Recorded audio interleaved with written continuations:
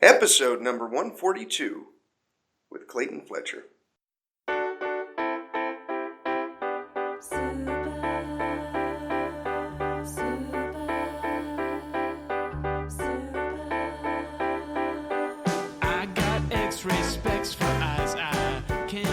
Welcome to the Heads Up Poker Podcast. This is Steve Barton. This is Mike Sneideman. And this week we have returning guest, comedian Clayton Fletcher. He'll be on here shortly. Clayton just recently finished 21st of WPT Maryland Live, and he had a tweet saying that it was a free roll, so I'm curious about that. That should be interesting. But how you been, Mikey? Pretty good. Yeah, it's very timely to talk to Clayton here. He should have some good poker tales to tell. Yes. I just fired up my computer and I saw your Mac was asking if anyone wanted to back him for another event he's doing in November, and so I think I might. I actually don't want to talk about that, Steve. Sorry. I'm usually very open, but I don't. That's you've touched upon the one subject there. I don't want to. You don't want to touch on that. Well, I tell you what, I'm going to be doing the same thing here as soon as the house sells. I'm excited about it, but you don't want to spread that one around just yet. We'll wait and see how it pans out. No, that's just kind of Okay. But, Fair enough. So what's has anyone seen your house yet? Yes, actually, it's sold. Oh, really? Yes. Yeah. The last 48 hours since we last recorded with Joe have been very busy, but it's sold. They just did the inspection yesterday, and it should be closing November 1st. I already got a place in Ventura October 20th, so I think I'm going to move somewhere within that 10-day window. Well, I have to move somewhere within that 10-day window. And then I'll be in Ventura, and I can close the book on this chapter of my life. I'm pretty excited. It's been a fun 48 hours. Busy, but good. I'm still waiting for a little excitement at the end. You know, the wife decides to buy some shackles and tie herself to the front door. Although I'm not going anywhere. Impossible. She's down in Colombia, so. Oh, okay. That would be a long plane ride, and she wouldn't be able to get here anyways without a green card. So, what do you mean she couldn't get here? She's out of the country now for good? She's out of the country down in South America for good. Yeah. Huh. Well, you're running good there, Steve. I'm running pretty damn good. Yeah, I was hoping for a chop, and I think I got it. So. You know, she doesn't have to be here to be in court for you to get married? Is there any sort of thing legal? You mean, for you to get divorced? No. The paperwork's already been submitted. We both signed it. We both agreed on a settlement, and she went down to Colombia. She's in flight school now, and I'm up here patching everything together and moving on. Wow. You must have got your price, obviously, right? Because you sold it so quickly. You didn't even have to haggle down. You're like, take 3,000 less. Sure. Yeah, exactly. Yeah, it was. It's the perfect couple that's buying it. They're she's a nurse. They've got 3 kids. He's basically a stay-at-home dad, and this place is perfect for him. So it's working out really good for them and me. Pretty sweet. Yeah, it's good times. Perfect timing too, and I'm excited. It'll be good to get back in Ventura. It's a lot more fun out there, and it'll be neat. I'm in a really neat location, and I've got a neat little house. It's a little 3-bedroom place, so I've already got my poker office, and then the main bedroom is nice and big with a big closet. And then I got another little room for storage or whatever. I'll probably keep my tools and stuff in there. What does that cost? $2,200 a month. Damn close, dude. Oh, really? $21.95. Wow. Yeah. Man, you're on it. Shit. Get this man a strategy. Yeah, that's pretty interesting. Okay, now I just imagine, the single man. I was just picturing you when you said you wanted something like downtown. I was picturing some sort of, I don't know, cool 900-foot high-rise apartment, look over the city kind of thing. No, you got a house, huh? You knew you wanted a house, I guess, just because you wanted to more than one bedroom and you had a lot of shit you wanted to keep, or? Not really. I was looking at like what you were talking about, like apartments that are kind of up overlooking, and for the same price, I could have a house with a driveway and a backyard where I can do gardening and maybe even take Mr. Kicks. And yeah, I've done the apartment living, and it's, I don't know. I don't know that I'll live in an apartment again. I thought I would, but I'm doing a little bit better financially than I thought I would, so I could afford an extra few $100 a month for this place. So I thought, what the hell? You only live once. Let's do it. Nice. Yeah. That's pretty sweet. So you're 1 year lease or? 1 year lease, and then after that, we can negotiate 6 months, a year, month to month, whatever. Right. Yeah. So. Yeah, so you might be getting itchy to buy property right away, but I mean, even if you did, it's a year is really not that long of a time. So yeah, I'll have to wait and see. I really think the market is going to tank here in the next 9 to 12 months, and everything I've read and researched, it's following the same pattern. I think it's going to happen here in Southern California, and then follow in Vegas shortly after, if not the same time.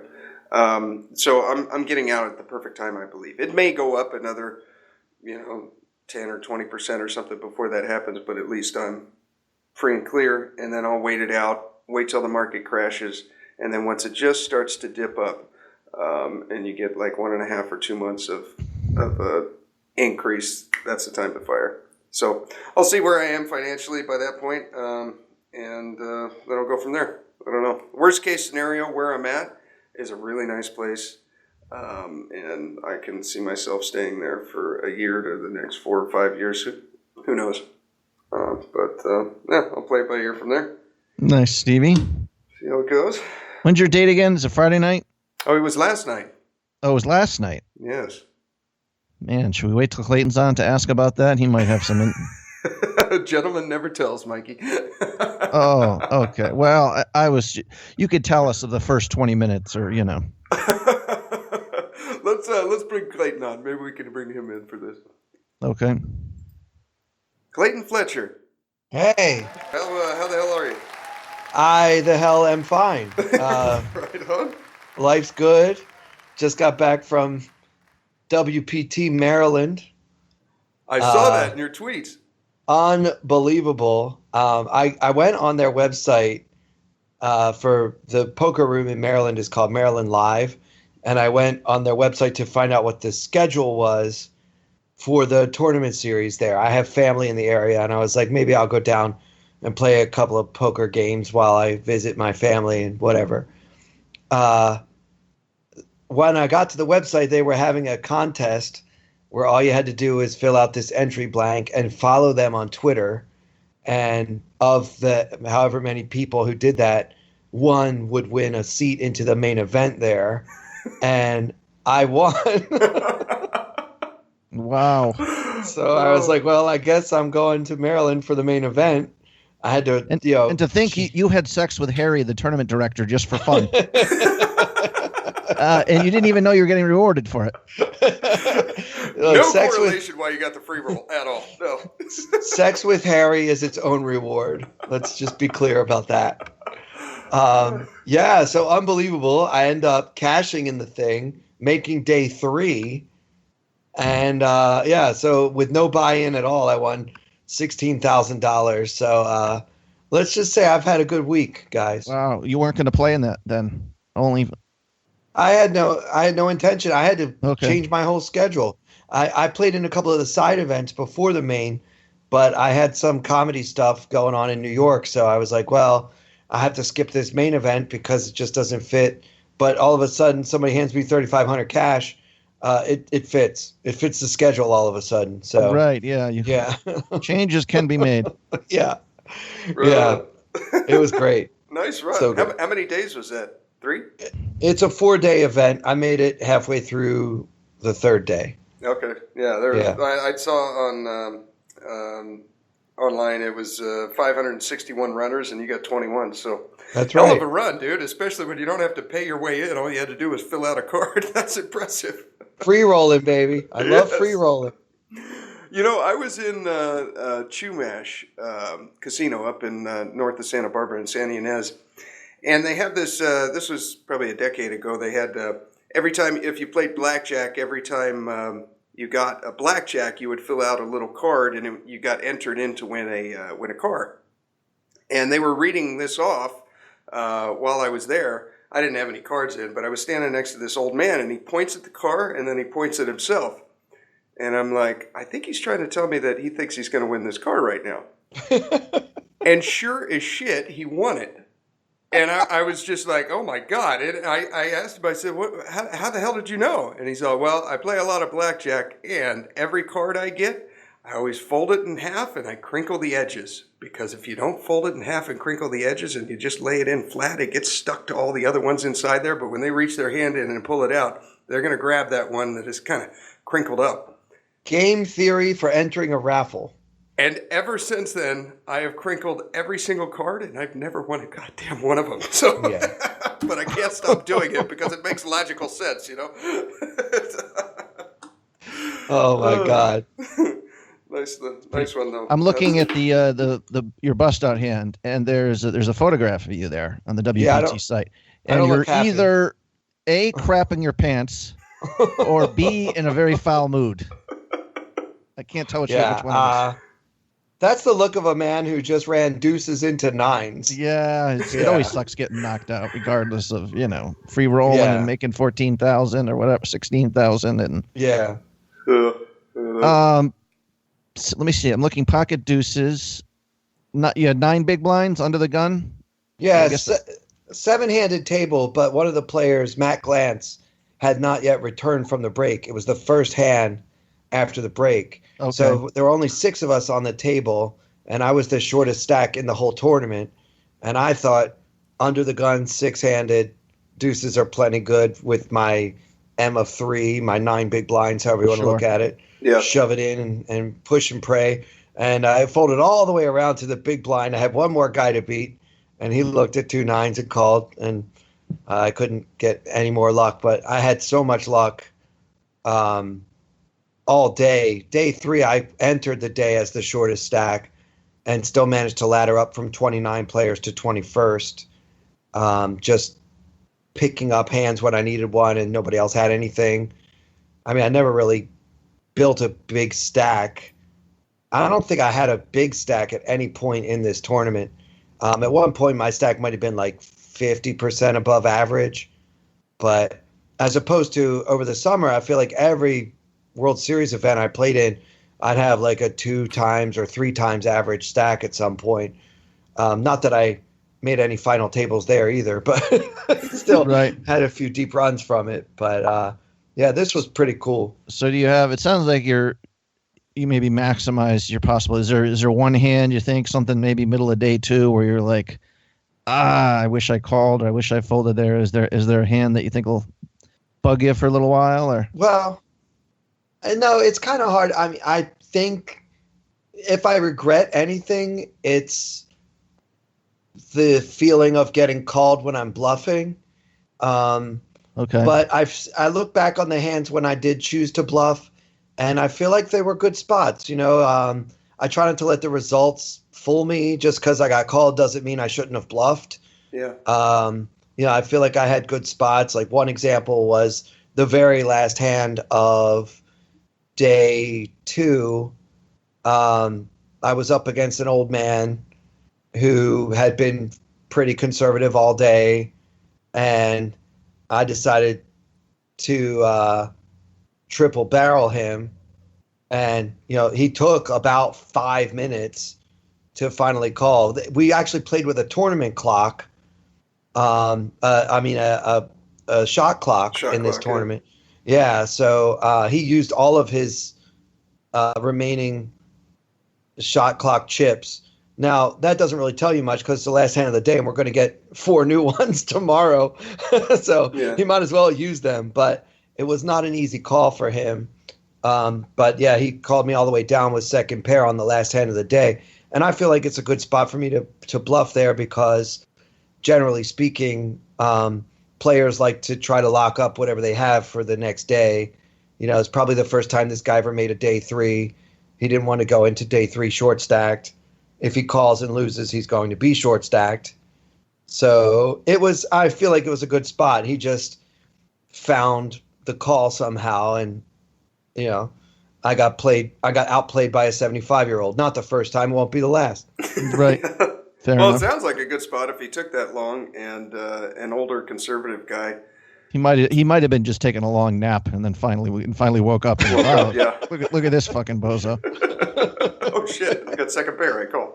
Yeah. Oh, I thought I called 5 minutes ago. I didn't realize I hadn't called yet. I have cards. Yeah. So how is it now? My theory is the bigger buy-in events.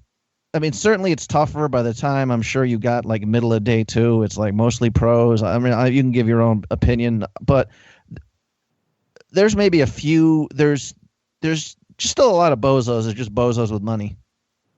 Oh yeah. Or is here, but I look, late at the payouts, and a lot of good pros there. It was definitely tough field. Christian Harder, Ari Engel, Cherish Andrews, just a lot of, names that I recognized all around me. Matt Glantz. Matt Glantz. The player who ended up winning, yep, actually won another WPT event. I think somebody told me 2 weeks ago. So yeah, he did. Yeah, this guy got his second WP title in 2 weeks.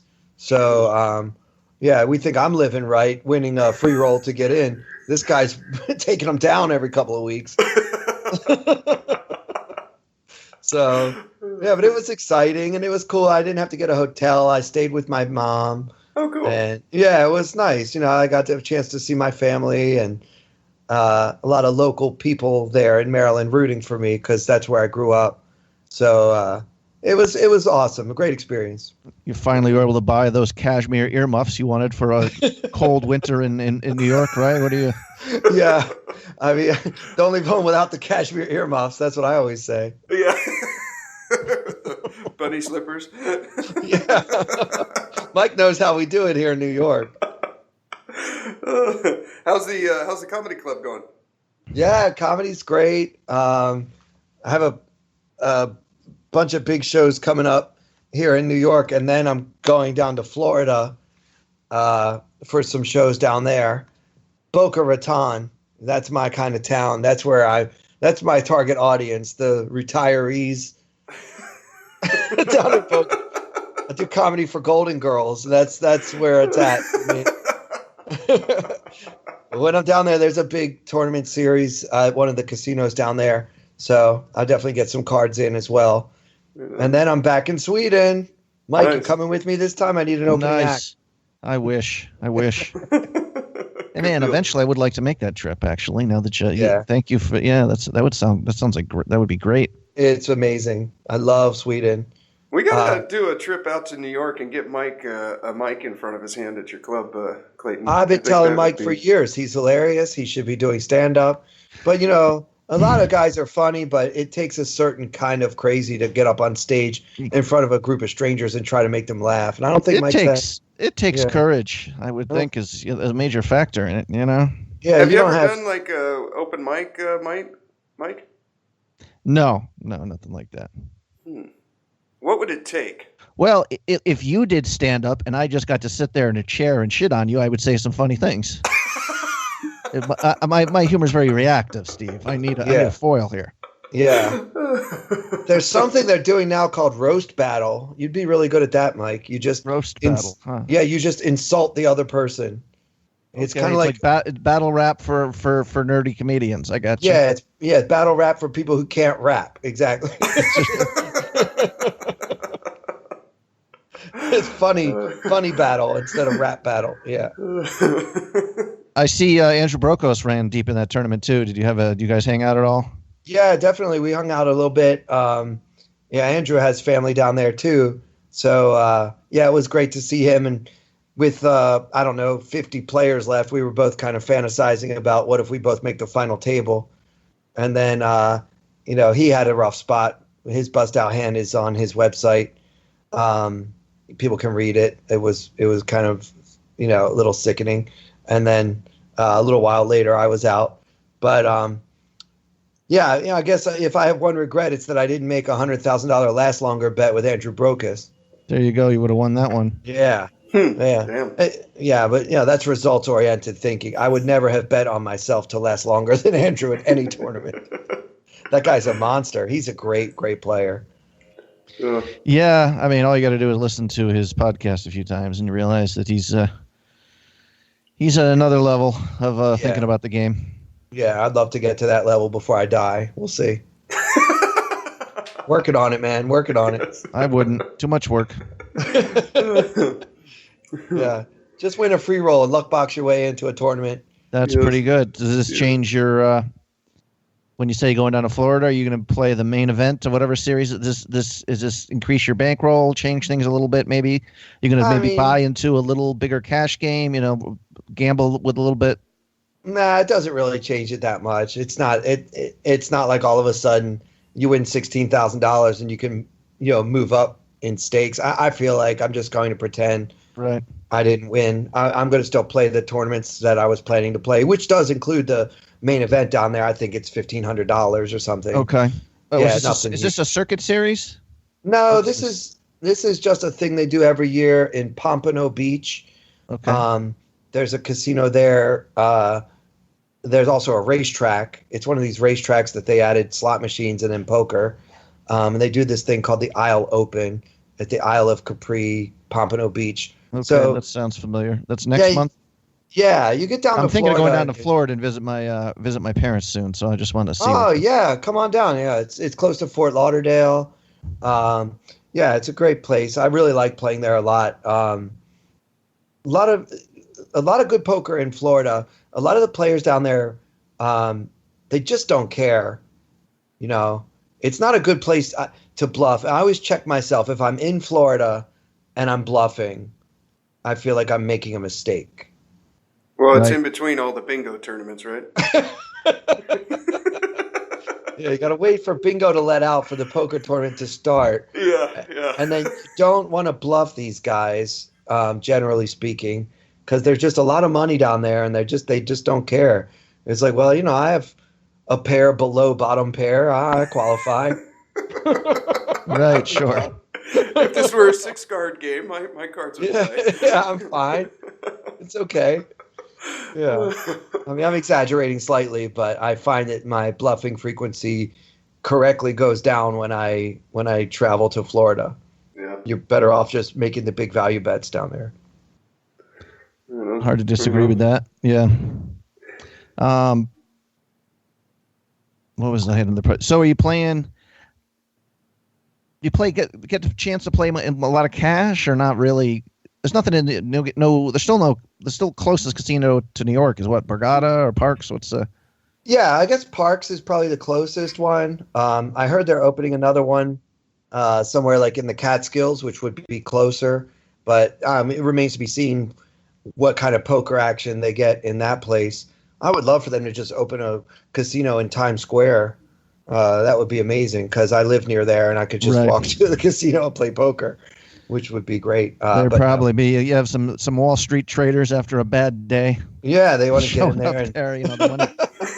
There would be some crazy games there for sure. Yeah, there's a ton of money in New York City, obviously. So that would be great. But, for years we couldn't have one because of actually, and I'm not going to get political on this podcast or any other podcast, but the main lobbyist against opening a casino in New York City was Donald Trump, because he had 3 or 4 casinos in Atlantic City, 2 hours away, and he didn't want to compete with himself. So, but now it seems that all of the casinos in Atlantic City that used to bear his name are no longer his properties, or they're no longer in existence. So maybe the door is now open for us to eventually have casino gambling in New York City, which would be amazing. There is poker in New York, but it's not legal, and you always hear about something crooked happening or somebody walking in with a machine gun or whatever. And I just, I don't need to play that badly. I could just do comedy when I'm here and play poker when I travel. Yeah, that sounds extremely safe. Yeah, I don't want to. I love how whenever somebody starts the phrase with "I don't want to get political," the next phrase is something that's political. Have you noticed that? It wasn't though. I'm just saying that Donald Trump he's just offering information there. Yeah, I mean, no matter how you feel about him, even whether you're his biggest supporter or his biggest detractor, it's a fact that he was trying to keep casinos out of New York City. So yeah, I don't want to get into politics, and your listeners don't care about politics anyway. So see, I have so many good friends are on both sides. Yeah, like a political discussion doesn't like frighten me in any way. Like I don't, so like I can hear anything and I'm not going to be like outraged. It's not going to become emotional usually. You're never going to be the guy on Facebook like, if you feel this way, just delete me and unfriend me now. I love that guy. Like, why don't you delete me, you jerk? Why do I have to delete you?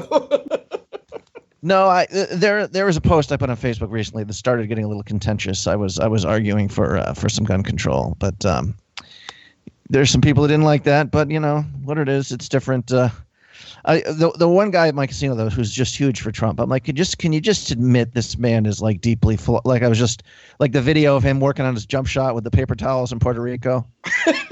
I was talking about. I mean, I'm like, what's wrong with this guy? I'm like, can you at least, he's a. Okay, I guess let's not get political. Yeah, this is just a bizarre human being. I mean, if you want to agree with everything he's doing and saying but his big issues, he's doing what's necessary. That's fine, but he's just not right. But anyways, well, do you have any hands from some recent tournaments, Clayton? Well, Steve, let's quickly. I was just getting before we got you on. I was getting ready to ask about Steve's date last night. That's here. And I said, let's wait for Clayton here. We got to do 1-2 punch. We're both just throwing kidney shots at the same time. Steve, did you just walk right up and kiss her? Apparently, yeah. Right now I'm on the ground getting kicked and spitting up blood, but no. It was fun. I cooked some spaghetti with sausage and pretty healthy meal. I've been trying this instead of using pasta. I cut up like a zucchini or squash or something to make the noodles with that. And we watched a little movie, and rest is history. Oh, he's definitely left out a few. What was the movie? I'm trying to remember. Oh, he didn't watch the damn movie. It was something with Angelina Jolie. I can't remember. Good call. Yeah. Women love Angelina Jolie. Oh, yes, they do. Good idea. Yeah. Very good idea. That was the right play. This guy knows what he's doing. I have my moments. Do you actually just the setup here? Do you don't have the meal totally ready when she gets there, right? You want to do some cooking so she can see how you're skilled in the kitchen. Isn't that one of the little tricks, right? I wouldn't call it a trick. I prefer to call them techniques. But what you want to do is you want to have probably half to 3/4 of it complete. You want about another 20 minutes of cooking time. Right. You don't want to be sitting there cooking for an hour and a half. That's just you're just going to be shooting yourself in the foot if you do that. Was this a first date?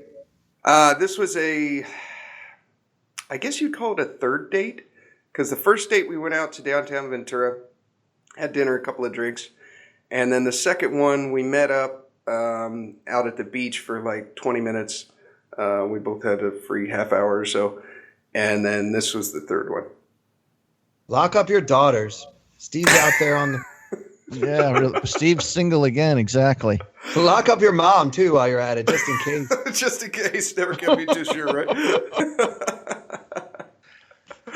Yeah. So when you're cooking, did she kind of drift over? And I mean, how do you know the date's going to be pretty much exactly? She initiates any contact. It's right. Like, as long as she touches your hand while you're stirring or moving something, you just don't have to fuck it up from that point on, right? It's always the concept of 2 steps forward, 1 step back. I think a mistake that a lot of guys make is they'll take like 5 or 6 steps forward, and then when she's like, whoa, hang on, I'm not ready for that, then they feel rejected, and then it just fizzles out from there. So you just gotta, the first time it's just a little peck on the cheek, and then the next time it's a peck on the mouth, and then then you go back to cooking, and then the next. Oh, this isn't literal. I was actually picturing a dance step where I'm taking 2 steps, and then I accidentally take that third step and knock her down, and then two. Okay. Yeah. I'm just. Mike's doing the cha-cha. Right. And yeah, so you just continue going from there, and then the movie's perfect because it gives you a chance to kind of, you sit down and eat, and then they get to taste that you can actually know what you're doing in the kitchen, and and then it's kind of cuddling on the couch, and scary movies are good for that too. But Angelina Jolie works just as well, and usually by 3/4 of the way through the movie. It's dance attack. So, at what point at the end of the night did you start planning your first threesome? Steve, let's get this thing moving here, okay? You're not a young man anymore. Oh, I feel pretty young. Okay. I feel pretty young. But, I have noticed, though, as I've gotten older, it's biologically, you do change a little bit, but just adapt. It's no big deal.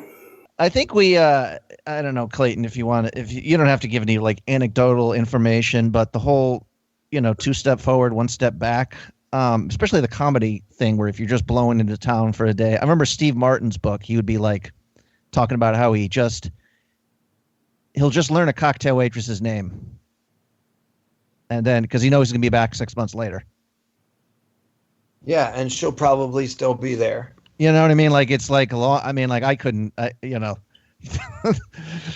sort of patience and planning would just not be part of my chemical makeup, I'm afraid.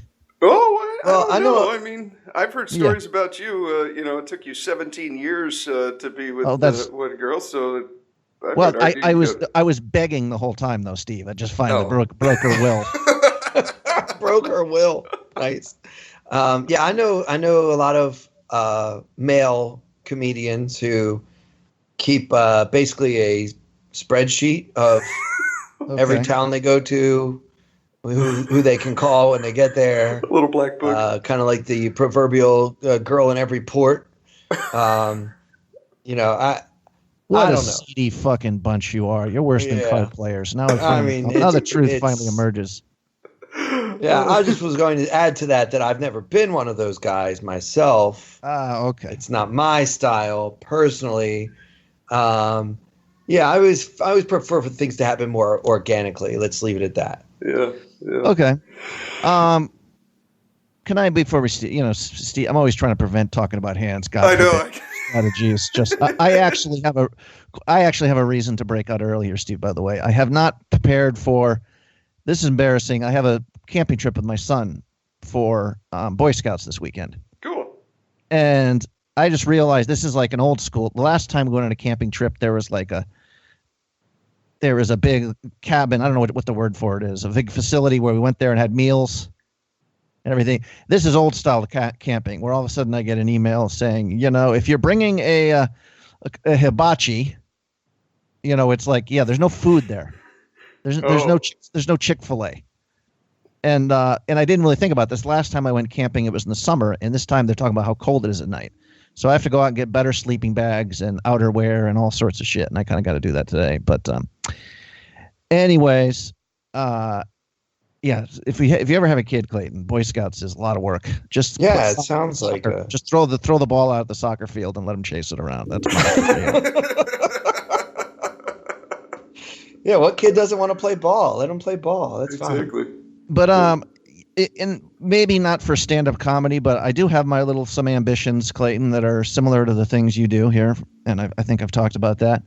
But a thing that I have, maybe I'm just lazy in life. I don't know if Steve here is just a model of how to just turn every day into something productive. Well, thank you. He's the one I should be following here. But I'm just curious, like I'll have I had a day last week where I sat and wrote for 3 hours. Wow. Like really cranking out the pages, you know what I mean? But then I could go now 2 months without doing anything, you know what I mean? I don't know for writing, or do you have, I guess you're at the point now where you have things that are so polished, you don't need to constantly find new material. You need like one new show really every 6 months, because no one will see it in that time frame while you spin around, right? Or do you carry a little notebook around? Anytime you see something funny, you quickly write it down? Or Yeah, it's very old school to carry a notebook around, but I always have my phone with a voice recorder in it. So if you listen to my voice recordings, about half of them are poker hands that I want to remember, and the other half are comedy ideas and thoughts on performances. Okay. So eventually, everything that's in my voice recorder gets transcribed into uh, a Word file on my laptop, either the poker Word file or the the comedy Word file. I make a point of writing something every day. Um, it's true, I have so much material now, I don't really need to constantly come up with new material, but I feel like as a performer, I don't want to be stagnant. I don't want to ever rest and say, okay, well, I've successfully composed a stand-up routine that I can do night after night and will get laughs, because I feel like that's how you stop growing. So I'm always like, well, I know this stuff works. What else can I come up with that might or might not work? And the real thrill of doing stand-up is trying that new bit for the first time and either having it fall completely flat or having it get everybody, laughing, rolling in the aisles, or somewhere in between. And if you don't take that risk every night, then I don't even know what you're doing. Like, Sure. why are you in the comedy club? This is the whole point. If you have a bit, thrill. Do you run it by your mom first, or run it by somebody, or do you just? Because whenever I do a speech in front of a group of people, I don't like running it by people first. For me, the excitement is whether it's going to work or not in the moment, standing in front of hundreds of people. Do you do the same thing, or do you do the safety check? I usually run it by your mom first. Oh, okay. Well, my mom's so nice, she'll say that anything's funny, so... Yes, your mom is so dumb, she finds Clayton Fletcher funny. That could be like... No, I mean, I will definitely ask somebody that I trust, do you think this is a good idea? And sometimes, like, I might have lunch or coffee with another comic, and we'll hang out and run bits past each other. That's something that comedians do quite a bit. But yeah, there's no real test for it except for actually trying it in front of an audience, because maybe sitting here having coffee, the other comic doesn't really know why I think it's so good. And it's going to require the audience to like be in that situation where they're at the comedy club hearing me say this thing, and whether they like it or not, they'll let me know. And then it just kind of becomes, if it doesn't work or doesn't work as well as I'd like, I'll go home, listen to the recording of the performance, try to rephrase it, maybe try to tweak it a little bit, maybe add some more punchlines, figure out how I can make it better.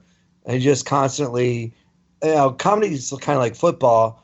Like after the game, they always watch the video with a fine-tooth comb. Like, you should have turned here, you should have given the ball to this guy, you threw it over there instead, and here's where the coverage was blown on the defense. We kind of do the same thing with those comedy videos. I would just watch myself perform, and I say, why am I making that face? Why do I step in that direction? Why did I do that with my eyebrows? All those little things can really affect what kind of laugh you get. Do you drag a crackhead off the street and strap a GoPro in his head and say, I need to get up close? Make this entire thing awkward and stilted. Go. Yeah. No, there's usually a camera in the back of the room. Okay. Yeah. I mean, I'm guessing a lot of the tweaking probably just involves, I need like a 2-second pause there rather than a 1 second. Yeah, just for them to keep up with the narrative, just rhythm, almost like the rap music kind of. Yeah, exactly. Sometimes the timing is off because he didn't pause long enough or pause too long. More often, it's just one word that could be misheard as another word, or I don't know, something weird that just kind of throws off the whole thing. And if you just change that one word, you might end up golden with a big punchline. Or it could be a bit that no one understands why I think it's funny, and then I just have to get better at communicating and helping them see what I'm trying to say, what's the point that I'm trying to make. And that's kind of the fun of it. But it's really similar to poker in that I have to get a feel for the audience and figure out, if you're at a really tight table, you should bluff more. If you're at a really loose table, you should bluff less, right? We know this. Well, in comedy, I kind of have to get a feel for how tight the audience is. Do they want to hear my more risque humor? Do they want to hear about my family? Do they want to hear about my thoughts on politics? Kind of have to go with what I think they want, which is just like in poker, you adjust based on the the situation you're in. You got to read the table, so to speak. Yeah. So you ever have like all these? You have all your lesbian jokes, and you show up. It's actually a lesbian Teamsters meeting. And you're like, fuck. I'm just going to take out Leaves of Grass and read Walt Whitman and just get the hell out of here. Well, the good thing about having like 3 hours of material is that I can usually change course if things aren't going well. Yeah. So, but there are some nights when no matter what I do, nobody likes it, and those are nights when I go home and consider playing poker full time. Yeah. Awesome. You know, we're talking about timing. I think one of the best comedians I've ever seen on timing is Norm Macdonald, when he was doing his Saturday Night Live news reads, and he would have that same extended, long, awkward pause, whether the joke fell flat or whether it was great. And even when it felt flat, just that pause made it so much more funny. So he would just give that blank look at the TV. Norm's a guy that people think his timing is great, or they think, what is that guy doing? Right? So, yeah. Some people get it. Some people don't. I always liked him, but I remember when he got fired as the news guy for Weekend Update, and he went on Conan like the week later, and he said, so, when Lauren told you that you weren't going to be doing the news anymore, what reason did he give you? And Norm Macdonald, as dry as can be, he said, Norm, yeah, you're not funny. You just paused, and that was it. And that was it. That was the whole explanation. Yeah, it's not funny. So. And that's Norm in a nutshell, right there. Oh yeah. I think I already told you this, that I saw Chris Rock this summer in Vegas. Yeah, he said it was great, right? Yeah, he's pretty amazing. Although, like afterwards, I'm like thinking, because people were saying that the crowds in Vegas are so good for people. They so want to be entertained. They're kind of soft. Mm-hmm. So he can kind of work on new material and maybe, like a lot of it, he was standing in the center of the stage where it's like whenever he kicks this out in official New York comedy kind of thing, it's going to have a lot more, I don't know, different pacing and moving around the stage and going to this side and that side. And you know what I mean? Right. Yeah, no, there's something to be said for performing for an audience that's on vacation. And I mean, that's really one of the best audiences you can get, like a cruise ship or Las Vegas, as opposed to here in New York where they had a hectic, busy work week. Most people in New York work 60, 70 hours a week.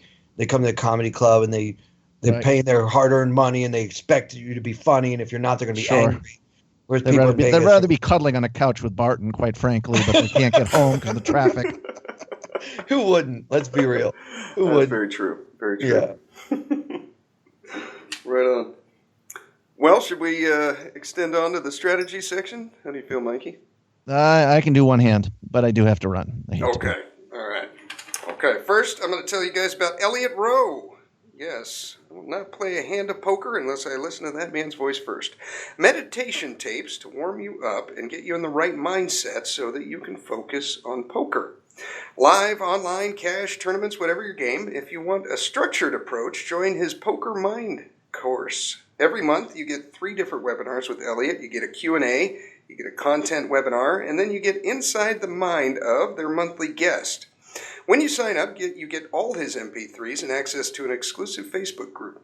Links are in the show notes, or go to headsuppoker.poker. You'll find it there. Use the code HUPOKER. Save yourself some cash. Score yourself a little discount. HUPOKER. All right, Clayton. What tournament is this from? Okay, so this summer, I had big plans. I gave Mike money, and I told him to go win so that I could be rich. And he let me down, so I had to do it myself. Okay, yeah, I was going to say, how'd that work out for you? So this comes from the. Was that a joke? That wasn't a joke, Steve. He's actually very angry with me. So just letting you know. Mike let me down, for the record. So I played in the Crazy Eights tournament. Oh, $888 buy-in with an $8 million guarantee prize pool.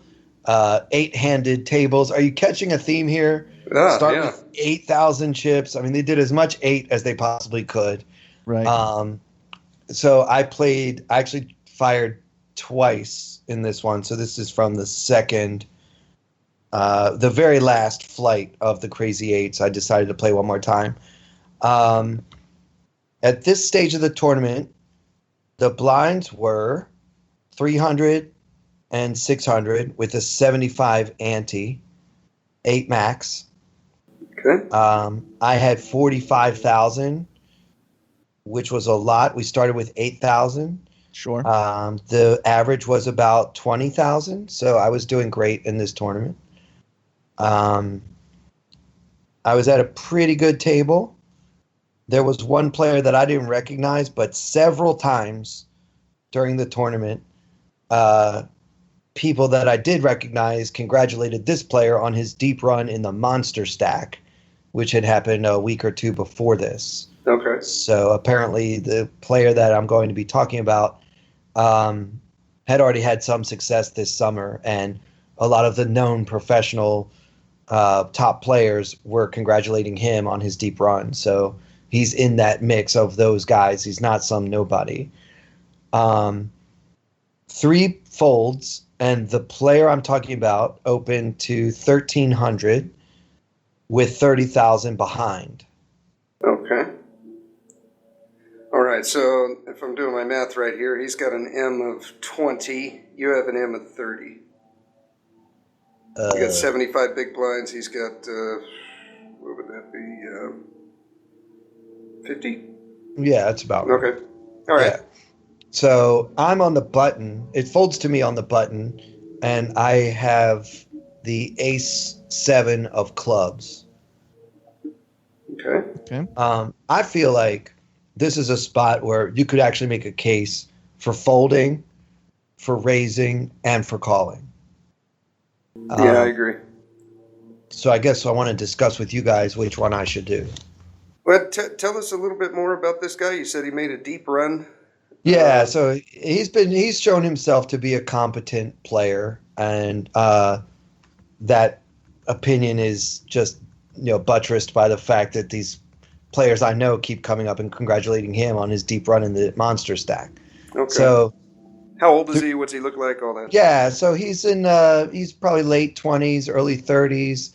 He hasn't been out of line, really. I think he's been pretty solid, but the fact that he raised from middle position doesn't necessarily indicate a premium hand.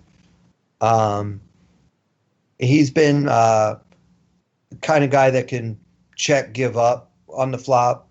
He sometimes does continuation bets. Have you 3-bet him yet? How active have you been?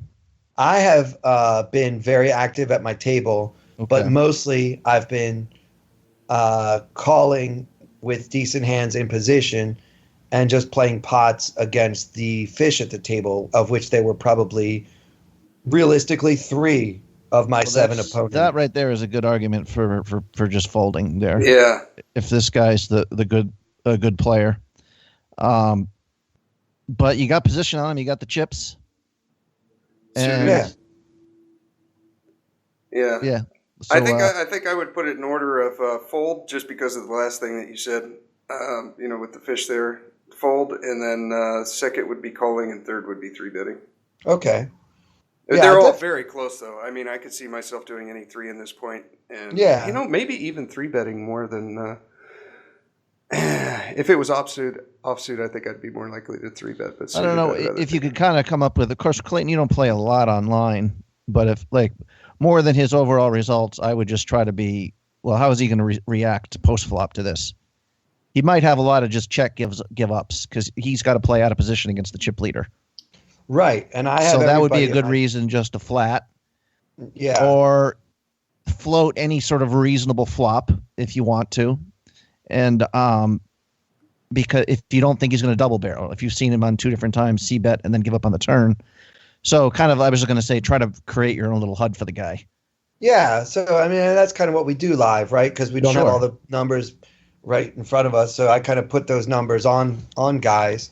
And I feel like this player, don't get me wrong. I haven't been so impressed with him that I think I can't, I should just avoid him at all costs. It's not like Jonathan Jaffe or somebody that I'm actually afraid to play a pot with, but he's just shown himself to be competent. I think that he's been pretty balanced with his decisions. Like I think he has a lot of check give ups, a lot of continuation bet, and then not barrel again. And then there's been some times when I thought maybe he even triple barreled. So as I've watched him play, I feel like he's got a pretty solid strategy that won't be really easy to exploit. But even a great player is going to be at a disadvantage against the chip leader on the button with a suited ace. Right. So, I mean, unless he happens to have a better ace, which he very well could. He's got a lot of Broadways and suited connectors. Yeah, he's got a lot of hands and stuff in there. Yeah. Now, if he had raised under the gun, I think it's a much easier fold. If we were 10-handed instead of 8-handed, there are arguments to be made. I wouldn't fault anyone who chose to fold, but I chose to call. Okay. I think that's better too, because you're better than 3-betting, because you said that you've seen him check give up. Enough to note, So that's Now here's the thing with the button, I probably call too often on the button. Just as an aside to one of my leaks in my game, I love having the button. I hate to fold my button, and I tend to get involved in pots, even against good players, when I have the button. So I've identified that as one of the holes in my game that I need to be a little more selective. But I think this hand could be in my calling range without too much, without saying it's a big mistake. It might be a small mistake. So, and also another reason to call here is the blinds were tight. So I felt like I would probably see this flop heads up. I don't mind being heads up in position with this hand against this player. It's not the end of the world for me. So I did call. And the big blind, who's a guy in his 30s, late 30s, that I played against before, I remember him very well because he has like the Abraham Lincoln facial hairstyle. He has no mustache and just a beard, and you just don't see that very often. So when you do, you remember it. And I know this guy's a really tight, solid player. He's only got 16,000 in chips, and he calls. Now, he was getting ridiculously good pot odds, so his call might not necessarily indicate a big hand. Sure. Okay. It only cost him 700 more, and there was 4,200 in the pot or something like that. So I can't blame him for calling with a wide range. So 3 of us see the flop. And we got 4,800 in the pot. Yeah, my math is right. Okay. Yeah. So it comes queen 6-5 rainbow with the 5 of clubs. Okay. So when I'm trying to evaluate how much we like this flop, I basically have an overcard and 2 backdoors. Yep. Yeah. So it's not a terrible flop for me, but not a great one either. So, and you've also got an overcard to the 2 unders. That's worth a skosh. Yeah, that's true too. Yeah, good point. So the big blind checks.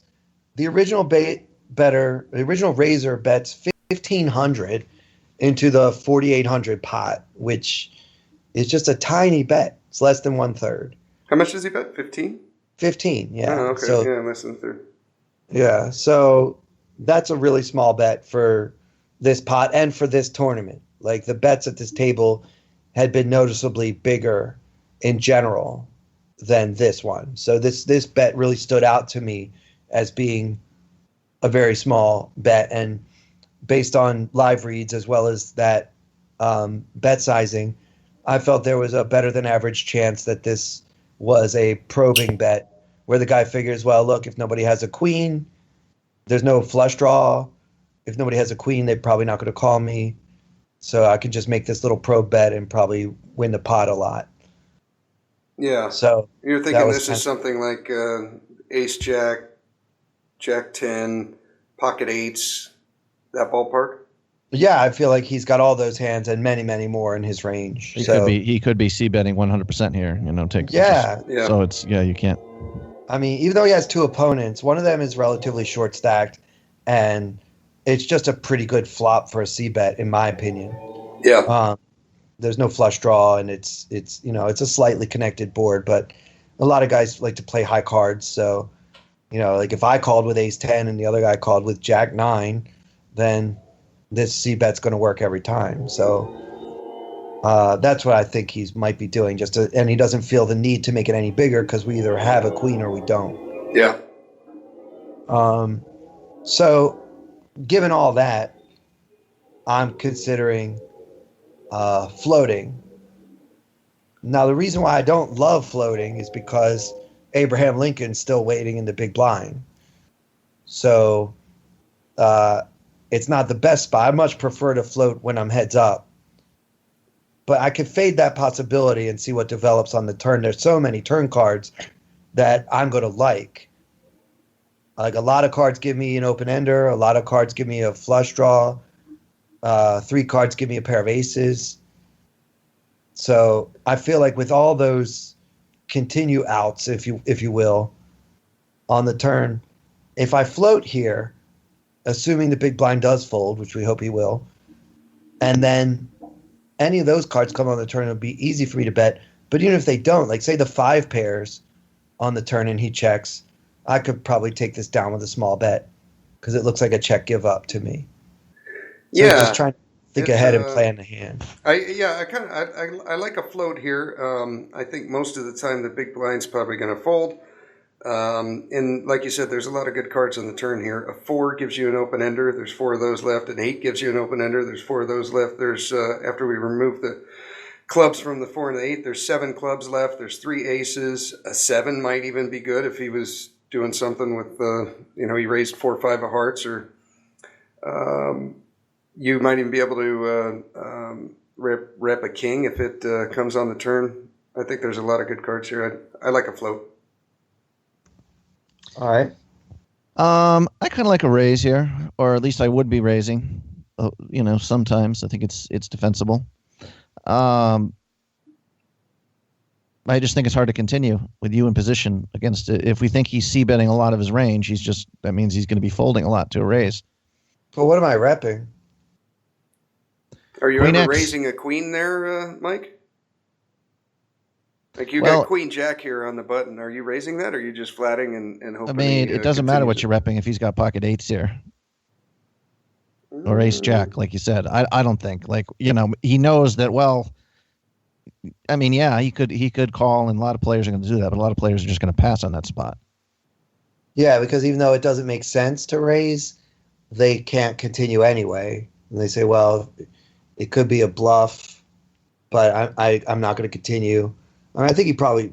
I think with one question, you've shown a big hole in my game where a lot of times, it doesn't. Yeah, what am I repping? But it's also, I'm not really stopping to think about what my range is to the opponent's eyes. I'm just like, well, you know what? He's got to fold a lot of his hands here. I don't know what value hands you raise. I can't think of a value hand that you should be raising unless you flatted the button with like pocket aces. And now you're hoping that he has ace queen or something. 5-6 suited, I guess, or something like that, where you want to protect your hand maybe a little bit. Yeah, you would. That's right. You would raise with 5-6 suited. Well, let's put it this way. I don't like flatting if we're only continuing if we pick up equity. I feel. Yeah, I agree. I think that even if I don't pick up equity, I could probably take it away on the turn. If he checks to us on the turn, we're betting like. Every time, I think, right? Pretty much, right? Or no? Yeah, but the beauty of picking up equity on the turn is if he chooses to barrel, I might be priced in to call. So let's say something like the 4 of clubs comes on the turn, which is a beautiful card for us. Almost any amount that he bets, I could probably call on the turn. Yeah, I guess when you're that deep, maybe the raise. Like if you were 30 bigs effective, I like raising more on the flop because you're already kind of with a small bet. You can kind of one of those spots where for 6 big blinds, 7 big blinds, you can kind of put him to a decision for his stack almost. Right. When he's this deep, he might just call with like ace king and pocket 10s, and see if you're gonna hands that he would fold if he was a little more shallow. So when I think about that, it's certainly a good hand to float with, though, for sure on this flop, I guess. All right, cool. So we don't hate the float, and we're just fading the possibility that Abraham Lincoln could wake up and just come over the top. Yeah, if he does, then it's an easy fold. But I think that's unlikely.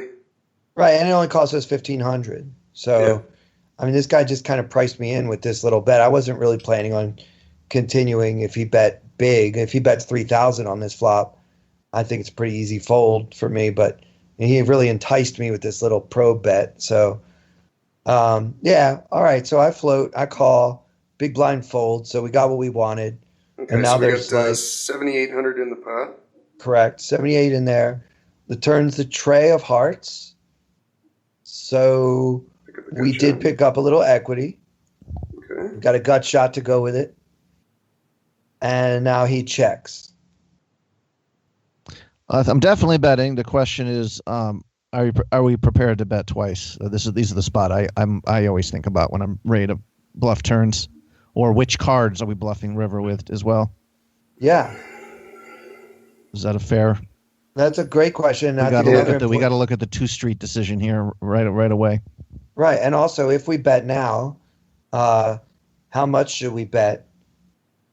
Like, if you are planning on betting the turn and most rivers, then does it make sense to bet more or less on the turn? Well, I guess what would we be betting here with Queen King? Right. 33. Kind of question. That's the number that popped into my head when I saw the 3 of hearts, but 3,300 into 78. Okay. I might be betting a little more. I'd be fairly confident I got a better hand, and I would want him to call, being stubborn with a pair underneath Queen.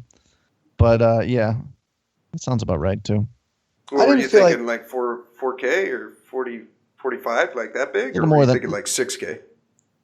I might bet 4,300. Okay. All right. I didn't think that he would bet 1,500 on the flop with a pair between queens and sixes. So his bet sizing on the flop was so noticeably small that I just didn't really put him on that kind of hand. I thought he has nothing, like king 10, something like that. Well, okay. Do we ever check back and bluff catch on the river? Yeah, we could bluff. I don't know. You'd hate to lose to a better ace doing that but it's worth considering because that's the cheapest way to find out if our read is correct. He would have to be. Yeah, I think ace jack. If I had ace jack here, I would just might be checking and calling river. Yeah. But ace 7, I think, is too low down your range. I think you have to turn it into a bluff here. You have to bluff, but that's my first. Because we can get all his aces to fold except maybe ace king here, right? That doesn't have a pair. And we're losing to a lot of those. I like a bet here. If not, we got to bomb the river, I think. Right. Yeah, I think that it's hard to be credible if we check the turn and bet the river. I think if we're going to bet the river, we have to bet the turn. So why would he not? You think with pocket nines on the flop, he just checks, calls, or he bets a little bigger to protect his hand? Correct. Both. Okay. I think he sometimes does one and sometimes the other, and never or almost never would bet so small into two opponents with a hand like that that's so vulnerable. You know, you put yourself in his shoes, you see that queen 6-5 flop, you're like, I have these 10s. They're probably good right now. They won't be good on every turn.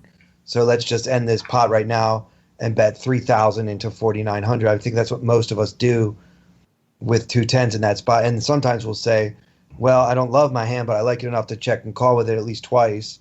So let's check and see if Clayton wants to bet so I can look him up. You know? Okay. So the bet did not feel like 9s or 10s to me. It just felt like ace high, king high, or even worse.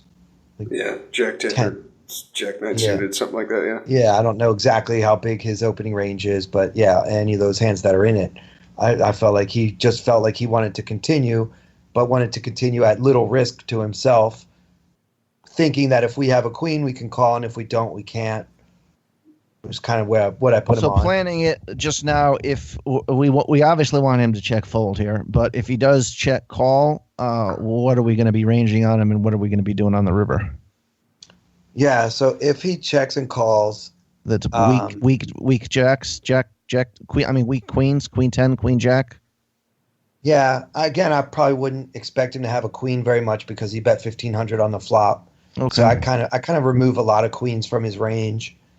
Um, I think when he checks this turn card and calls, he's got something like 7-6.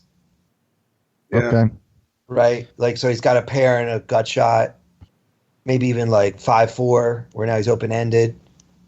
Yeah. Although that specific hand might barrel though, because he picked up so much equity of that turn card. Right. So or check raise. Yeah, it could even go for a check raise with that hand. That's a good play, I think. Yeah, I think Ace King's checking here. And folding. You think he'd fold to a turn bet, Ace King? Yeah, especially if it's the size that you guys are saying. Yeah, maybe you're right. That's only 6 outs. Okay, all right. Yeah. I don't know. Yeah, it's hard to. I mean, obviously, he could also check the top set here occasionally, but I think especially with a small C bet, he's going to be trying to get a few chips in there. Yeah. And if he's got aces or kings, same thing. But anyways, he checks to you. And I bet 2,500. Kind of took a page out of his book. I figure if he doesn't have anything, he can't even call this. So why should I bet more? That makes sense. If I'm trying to buy something, I like to try to get a good price. And if I'm trying to sell something, I like to try to charge more for it. So I look at bluffing as buying something. And I figured I could usually win this pot for 2,500, less than 1/3 of the pot, which is what he did on the flop. And sure enough, he folded. But I definitely had to plan to put in a really big bet on the river if I didn't improve, possibly even an overbet. So I thought that was the part of the hand that actually didn't end up happening was the part that I thought was most interesting. Like, suppose the 6 pairs on the river, I was going to like bomb it like more than pot. Yeah. Bet like 12K or something there. Yeah, okay. Pretty much. Yeah, something like that. So that was kind of the plan there, but it didn't end up happening because he folded on me. I'm surprised he folded to such a small. He must have just had like ace 10 or something and just had nothing. Yeah, and that's kind of what I felt. And to me, this is. I know we talked about this last time I was on, but to me, this is live poker in a nutshell. Like, I really play by feel. I know people laugh, like especially online players laugh when live players say that they play by feel. I mean, yeah, I've done a lot of work on understanding the math and trying to get as GTO as possible, whatever. But when I'm sitting there, if I feel like you're weak, I act accordingly. And if I feel like you're strong, I act accordingly. And because at that point, you just have so much more information than you would online. I'm getting a feel for your body language, and I had a sense that he had nothing. Yeah. And a lot of times I'm way off. Like, I think they have nothing and they have the nuts. But probably more often than not, my instincts are the result of the years and years I've spent playing live poker, and there's no reason to bet more than 2,500 because I thought he had nothing. And a backdoor nut flush and backdoor straight is really, I mean, it sounds, but there's so many cards in the turn which actually give you more equity. Yeah, like the one that came. Yeah, 7 ace. You got 10 clubs out there. You got all the other 8 whatever it is, 8 9. So 7 gives you more. So yeah, it's I think it's a float. I think it's probably something I need to work with. I have a lot of I'm always a lot of times I'm in the 3-bet or 3-bet or fold mode with a lot of hands and a lot of situations where I probably don't need to be. Yeah, so your first impulse was I probably want to raise this flop some of the time. And yeah, I mean, I just think the problem with that is if he's a good player, like I think he might be, I mean, he's kind of shown himself to be a good player. And I think a good player might call that bluff too often because it's just, what are you repping? 6-5 is really the only realistic hand. Unless you, like I said, you could have slow played like aces and now decide to bust out your raise. Yeah, but would you do that with 3 queens? I mean, I think most of us would slow play 3 queens on this board, Yeah, that's true. I definitely want to commend you on your call on the flop. But I think probably 85% of the field is just folding there. They see if they have ace ace 7 of clubs and they see a flop of queen 6-5 with one club and they're just done. But the move is floating, I believe. Yeah, thanks. I just saw so many backdoor outs. A lot of improvement cards on the turn. So, yeah, and then of course I got one, and that I got emboldened to put in a little bet. But I think he was probably really annoyed that he had to fold for 2,500. Because when I put that bet in there, there's now 10,300 in the right. I mean, I'm giving him better than 4-1, and he still has to fold because he doesn't have anything. There is something too about when you bet small like that. Sometimes it looks just so value-y that players are like, "Well, the only thing he could have here is a queen." Yeah, right. He's just trying to squeak a little bit of value out of me. There's nothing I can do. And there's also the hammer of future betting. Like, he doesn't just have to call this; he probably has to call again on the river. Sure. So even if he does have the hands, I think he doesn't have, like pocket 8s, pocket 9s. Even if he does have one of those hands, how many bets does he want to call with it? Yeah. So it just puts him in a spot where kind of the same logic he applied when he bet 1,500. If I don't have a queen, I can't continue. Yeah. So then on the turn, I said, well, if you don't have a queen, you can't continue. Yeah. So who gets to not continue? Yes. I would like to compliment you, but what happened 10 minutes after this was you playing terrible poker, giving away all your chips, and then walking home to watch a Three's Company marathon. So, Company. Yeah. Well, I mean, if you want results, I got 312th place out of 8,000 players, but Mike's story sounds good too. Okay. Yeah, so that was a fun hand. I like that hand a lot. Yeah. You got a skedaddle, Mike, or? Yeah, I'd like to run here. I got to do. I hate to run out, but I honestly, I'm pick up my son at about 2.5 hours, and I got a shitload of shopping to do and stuff. So. Okay. Right on. Do you want to do one more hand, Clayton? Sure, we could do one more hand. Just remember, out there, listeners, never have children.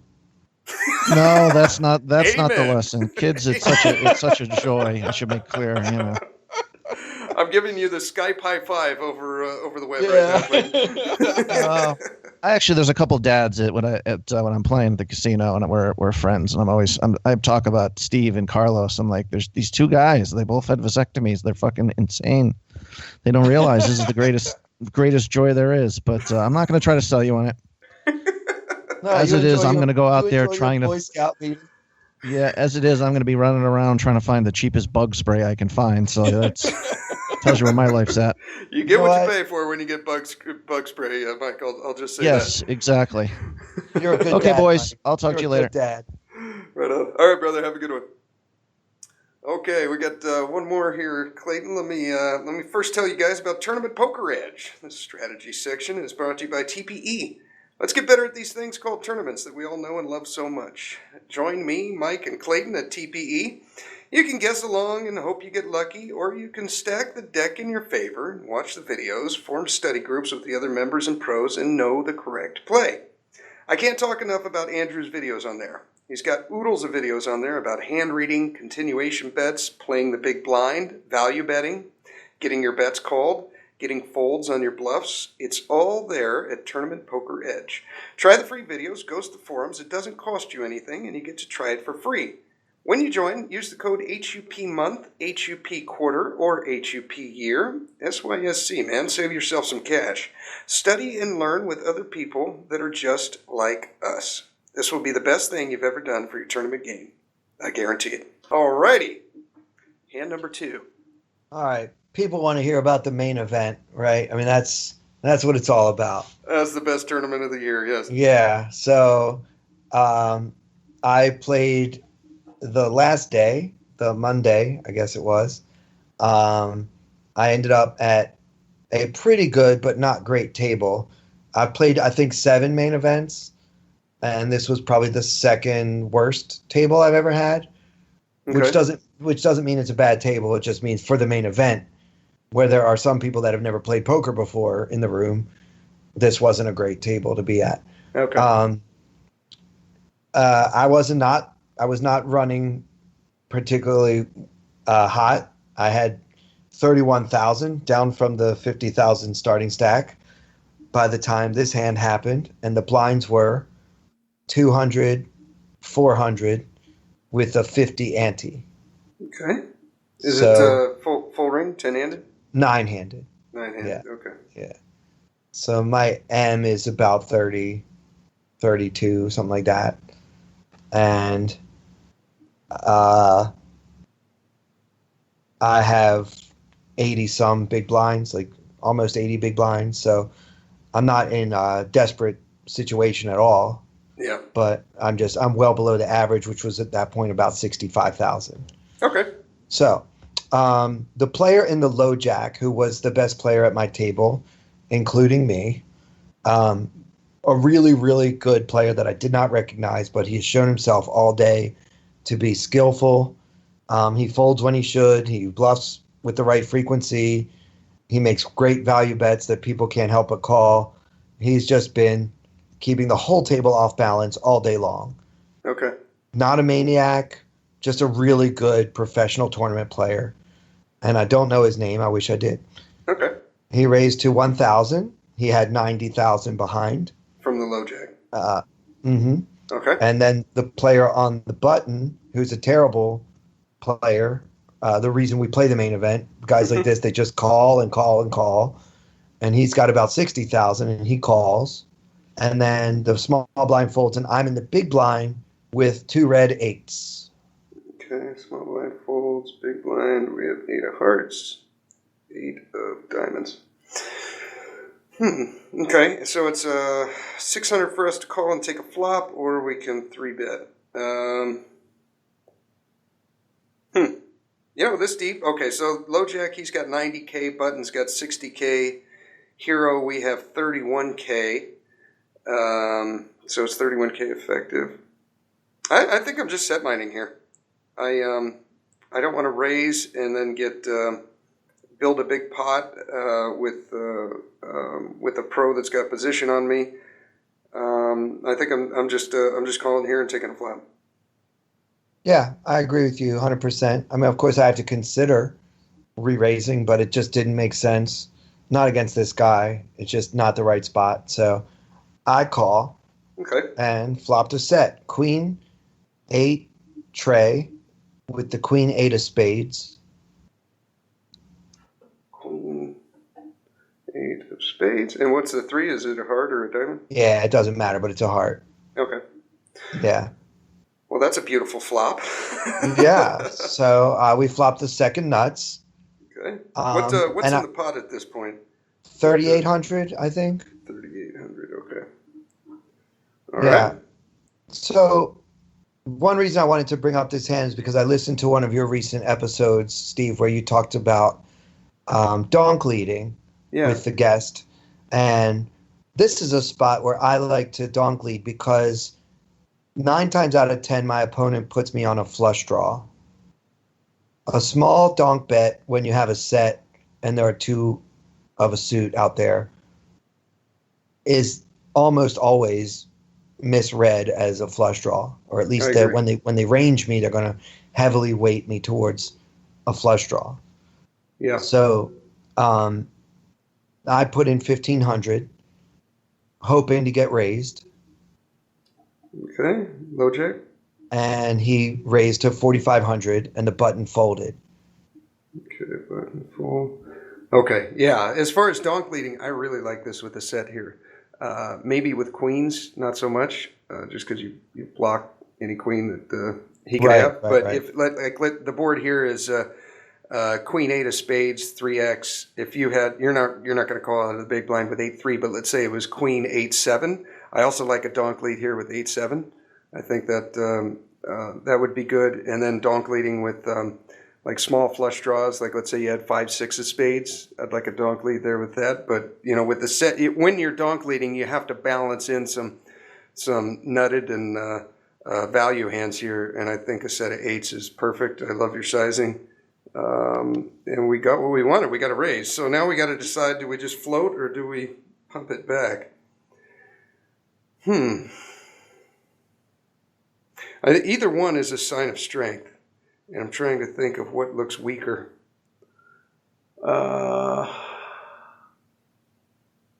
You call there. It looks like you have a queen, I think, or a flush draw. If you bump it back, it looks like you have the nut flush draw and nutted hands like you do. Man, I could go either way on this. This is a good hand. Yeah, this was the tough decision. Should I mean, we're getting close to pot commitment. If he makes it 4,500, and then I put in, say, if I did 3-bet, I might put in 10,000, right? Something like that, or maybe a little more. At that point, I'll have a third of my stack in. So, and he'll see that and know that it's going to be hard to bluff me. Yeah. And would he go crazy with pocket aces? If I make it 11,000, is he going to just shove with 2 aces? See, I was almost thinking ripping is just too much. I mean, you got 90 big blinds. Well, maybe not quite that many. See, I'd like it here a lot if you had like 20K. I love it. Every hand we talk about on this podcast, you guys want to change. You want to change the stacks to suit your needs. Yes, exactly. If we have like 20K here, I love a rip. Yeah, it's much better. Yeah, but we don't have 20K. I'm sorry. We have 31. I'm going to go with call, final answer, and check the turn. See, what do we do when a spade rips off? God. Oh, this is a good spot. Yeah, because see, if we make it like 11K here, which is what we got to do if we're gonna raise it, because if we make it like 9,000, I think it just looks too valuey. Yeah. If we got to make it like 11, 12, something like that, 10 at the minimum. Yeah. See, then he just gets away from all his. Of course, like jacks, 10s, 9s. I don't think those are putting any more in after the. After you call here, but things like ace king with 1 spade, yeah, I like a call. Okay, so that's what I did. I called, and my plan was to lead again if a spade hit. Turn your hand into a bluff, or no, I'm not really worried about him having a flush draw. Okay. But I think that that's what I'm representing, but that I think. Maybe if I lead small again, I can get him to raise again. Okay. Yeah. Like to not believe me, like maybe I was repping it, but I don't really have it, that kind of thing. So, okay. I mean, I feel like my lead out looks like a flush draw. Yeah. So. And your call reinforces that. Yeah, and I can get action when he has something like 2 black kings. Yeah. If because then he will have picked up a flush draw of his own. On the turn spade, so that was kind of the plan there. Yeah. But the deck didn't cooperate with the plan. It gave me a 6 of diamonds on the turn, so we still have a beautiful board, by the way, for 3/8. Yeah. And you said a minute ago that you would check the turn. I think so. Yeah, without a spade here. Okay, so again, we got pocket 8s, 2 red 8s, and the flop was queen of spades, 8 of spades, 3 of hearts, and now the turn is the 6 of diamonds. Yeah, I kind of like a check here. Then now, your hand still looks like what we want it to look like, a flush draw. And I think he's going to bet his overpairs. I think he's going to bet ace queen for value, possibly even 9s through jacks. So he checks. Oh, all right. Well, that plan went down the toilet. Okay. Yeah. Were you thinking the same thing on the Absolutely. On the turn there? Okay. Absolutely. I checked and thought that he would bet a lot because he did raise the flop. So I thought that he would continue showing strength on the turn. I was surprised that he checked, and now I was disappointed that I was unlikely to get my whole stack in with my set now. Yeah. So, but also at that point, I thought he was unlikely to have pocket aces or pocket kings or even ace queen anymore. And I thought that he had some other kind of value hand, like what you just mentioned, jacks, 10s. I kind of thought he might bet those on the turn, but he didn't. Okay. So we got 12,800 in the pot right now. We've got about 25 left in our stack. Is that right, Clayton? Right. Okay, yeah, so that's like right. a 2-to-1 stack to pot ratio. Okay. Correct. Yeah. Now, the river is a very interesting card, the ace of spades. So I can't represent the nut flush draw anymore. No. No, that went down the toilet. You cannot. But I thought there was a chance that my opponent could have an ace. Yeah. He might have ace queen, which would be a weird hand for him to check on the turn. But when you're up against a guy that's as good as this guy, he's going to do a lot of things that are beyond your own comprehension. You know what I mean? Like, I don't know why he would check the turn after he raised the flop, and I don't know why he would check a set of threes on the turn, which he could have. You know, there's just, when I know that my opponent is a lot more skillful than I am, I don't try to figure out his every move because by definition I don't understand everything he's doing. Yeah. You know, I'm pretty humble that way when I'm playing against somebody that I'm sure is better at poker than I am. So I don't try to figure everything out. Is this okay, so if we bet here, we're trying to get value from a queen, we're trying to get value from an ace. If he had something like ace king, maybe, I'm trying to think if he would call there. If he'd raise there with like ace jack on the flop, that would make sense for his check on the turn. Okay, so we're getting value from an ace. We're getting value from like a queen jack, and I think that's probably as far as we want to. That's pretty much all we're getting value from when we're betting, right? He's not calling. Is he calling with tens, jacks, or nines there? Probably not. He's probably going to bet with eight. He's gonna pay off with aces, kings, ace queen, king queen, pocket jack. Threes. Yeah, pocket threes. Yeah, we hope he has pocket threes, obviously, or pocket sixes. Queen ace, 8 if he was getting froggy, but I think that's the best two pair he could have other than ace queen. He could have ace three. Ah, yeah, okay. Right, so he bluff raises the flop with bottom pair and rivers two pair. Yeah. So there are hands that can pay off. So is it better to check and try to get him to bluff? See, that's the thing. Is this a bet fold? Do we bet into 12-8? Do we bet like 6K here, hoping to get a call from a queen or an ace or some two pair? But then when he rips, can we really stack off here with eights? I don't know if I could fold that. I mean, really, if we bet and he raises, is he ever raising with two pair here? I don't think he is. Right, two pair for value? Because your flush came in. Yeah, but isn't it so hard for me to rep the flush anymore? Because, I mean, what flush do I have? I mean, I guess the ace of spades makes the possibility that I have a flush. So, to me, it really decreases the chance that I have a flush because I would have to call his raise pre-flop with a suited hand that doesn't have an ace. And yeah, I have some, of course. Like I probably would have called with like a 7-6 of spades. Like there are certain hands I probably would call. But the vast majority of them have the ace of spades in your hand, yeah. Most of them would have the ace of spades. So I feel like that's such an interesting river because it kind of ruins the plan. Yeah. Good point. Okay. That means it's a bet, call it off, I think.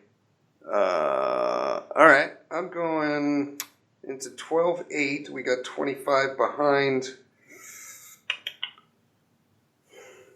If we bet like 8K here, is he folding a queen?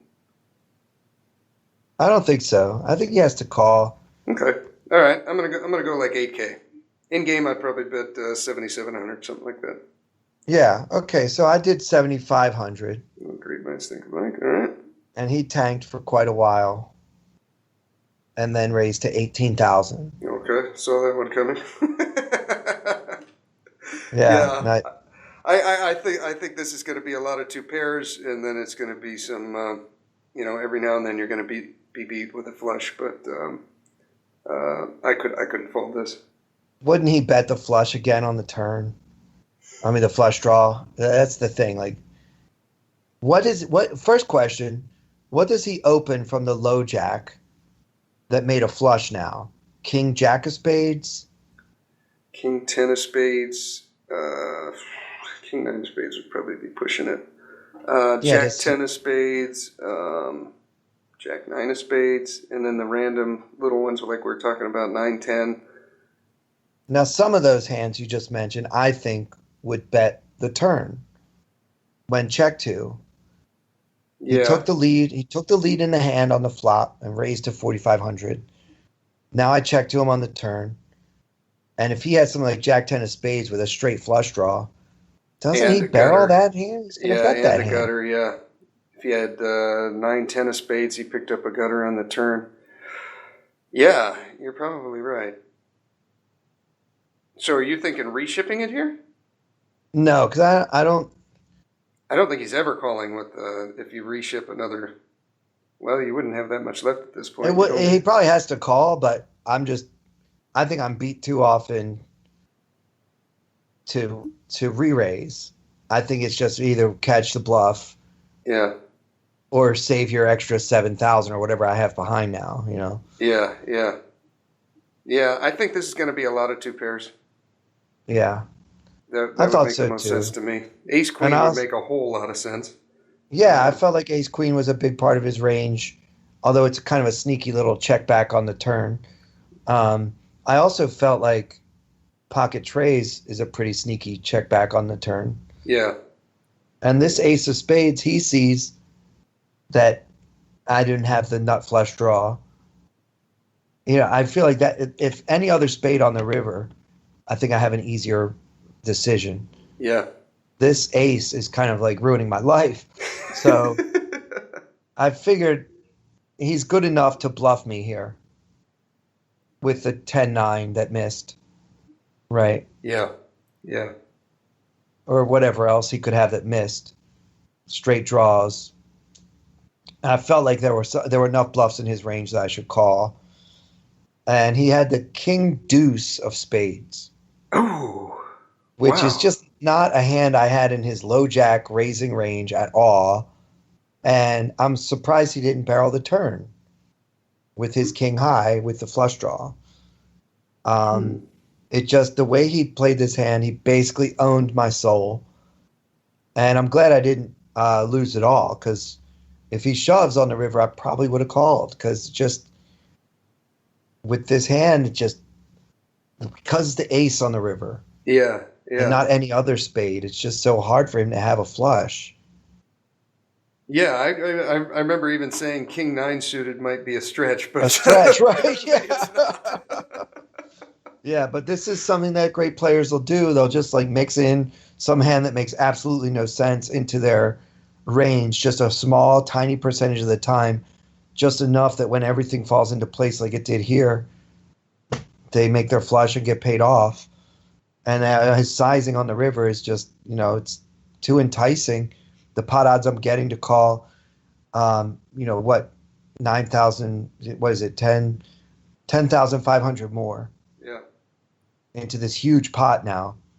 So it was just brutal. So whenever I come on this show, I want to share one hand that I'm proud of and another hand where I got my ass beat. So I think I brought one of each today. Never get too high or too low, right, Steve? That's true. Right on. Well, that was an interesting hand. I love the river, too. That was, I mean, for what it's worth, I would have played it the same. Yeah, I did not have King 2 of spades in his range there at all. Well, I feel a little better. At least now there's one other donkey out there that would have played it like I did. Oh, yeah. I would have lost the exact same amount, although probably a little bit more because I would have bet 7,700 and right. And then he might have bumped it up to 19K. So right. Yeah, you made out better than I did out of that one. Yeah. So sick. I mean, I guess in the main event, these are the kind of spots where you just let them bluff you and preserve your stack because it's 2-hour levels. There's a lot of bad players. I don't know. I mean, I thought about that afterwards, but in the moment, it's like, I've been running bad all day. I finally flop a set. And, like, you get a little emotional. You try not to, of course. Not blaming tilt for this play, but, that definitely had some impact. If I'd been up 100K in chips, I might have been able to find a fold. I don't know. I'm just trying to be honest with myself. Yeah. It's just really hard. When you play in the main event, it's not like any other tournament. There's really no rush. Even after I lost this pot and was down to 7,000, I still had so much time to try to get back into it. It wasn't like I just had to shove in the next hand. Yeah, yeah. You know? It's so deep and the levels are so long. They're so long. You just have a lot more time than you're used to having in tournament poker. So, yeah. But yeah, it was a tough one. It was what a difference a year makes in the main event. You know, yeah. I didn't make it to I didn't make it to dinner of day one. So this year, day 5 last year, I didn't make dinner of day 1 this year. Yeah, so. Exactly. You come out in the high 90s and then you're out on the first day. It's like, okay, do I even know how to play this game? Yeah. Cool. Well, thank you for coming on, Clayton. Yeah, it's fun. Yes, you guys can check out all things Clayton. You can go to headsuppoker.poker, click on the Circle of Trust. You'll find his podcast and his comedy show running there in New York City every Friday and Saturday nights at 8 p.m. You can also go to claytonfletcher.com, see it all there. Check out Mike's Twitch and Twitter. Links are in the show notes. Listen to the podcast on iTunes, Stitcher, YouTube, Podbean, all the outlets. Rate and review us on iTunes, and I'll read it on the air. You can donate to the podcast at headsuppoker.poker. Thank you for tuning in. Here is your weekly motivational speech. If you're going to be successful in creating the life of your dreams, you have to believe that you are capable of making it happen. You have to believe that you have the right stuff and that you're able to pull it off. Now, whether you call it self-esteem, self-confidence, or self-assurance, it's a deep-seated belief that you have what it takes, the abilities, the inner resources, the talents, and the skills to create your desired results. Now, believing in yourself is simply an attitude. Believing in yourself is a choice. You have to choose to believe that you can do anything you set your mind to, anything at all, because, in fact, you can. What does that mean to you, this victory? It means everything. It means everything. It means you were right. It means they were right. It means that the people that didn't believe, they were wrong. It means that when you don't believe, you do yourself a disservice because it is wrong. So you got to believe. You got to believe in what you want to do. You got to believe in what you want to get accomplished, and believe that somehow, somewhere within yourself and in the universe around you, there are tools and resources that will be of aid and help the man that really wants to get it done. Life is death without change. Are you willing to make a change in your life, to realize a dream, to fulfill what's in your mind, what you can visualize as your life? And are you willing to put the sweat equity, the time, the persistency that it takes, not on your timetable, but on fate's timetable? If you are, then you have to educate yourself in whatever that subject matter is.